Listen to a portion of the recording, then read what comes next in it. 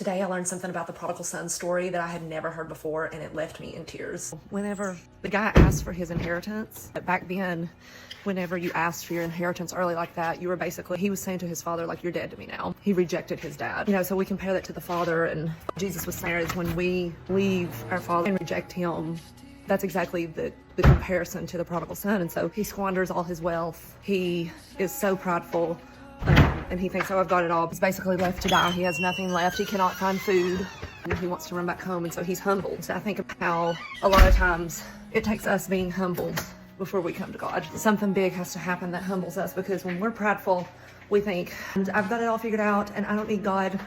But then something happens and that stuff's taken away, or we're humbled in some way. It's exactly what happened with him. And so he hit rock bottom and came back to the Father. And this is the most amazing part, and this is the part that made me cry. The father was, now remember, of course, there's no cell phones back then, there's no Life 360, there's no way to tell that his son was coming back, that he had been watching for him, we assume, day after day. This son expects to come home and be a servant, like he kind of had it planned out, what he was going to do. And before he got to his father's house, he saw his father running to him with a robe and crown that welcomed him home. And so he was like, you are my son. And he restored his honor right then and there. There's, several things that spoke to me, but A is the son totally rejected his dad.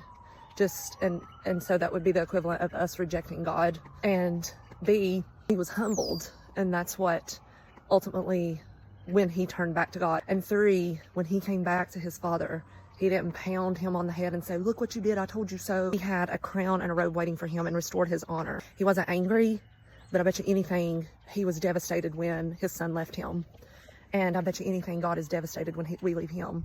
But I bet you anything, just like this father, God is so elated, so ecstatic, and so happy whenever we turn back to him. And he has that robe and that crown of glory waiting on us. And that just really spoke to me today. How many times, I've turned away from God and Satan pounds me over the head and says, oh, you've done it now. He's not going to take you back now. He no longer loves you.